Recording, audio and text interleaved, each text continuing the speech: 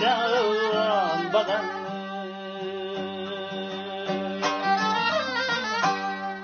Belgisi kara taştan,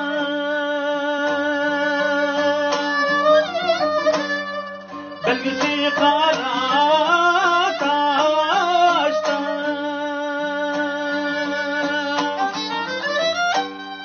sen uzanmayı çağırmay başlayacağım bana.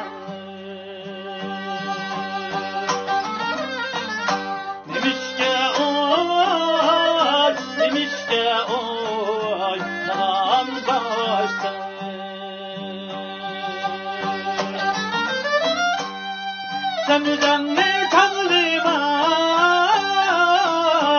başlayacağım bana.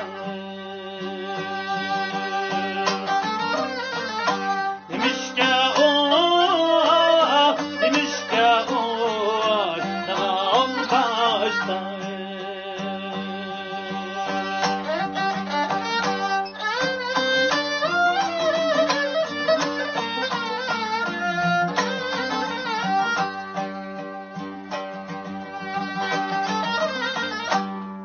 Yarın işleri başlayacağım bana.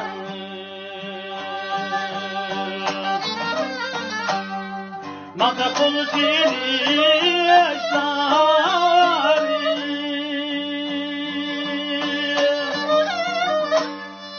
makul işleri,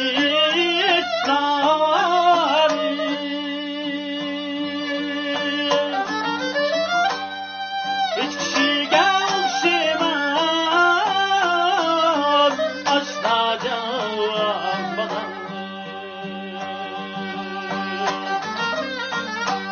Hayrilip, hayrilip işleri,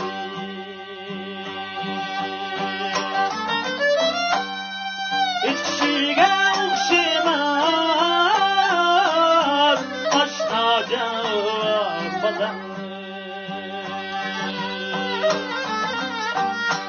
Hayrilip, hayrilip işleri,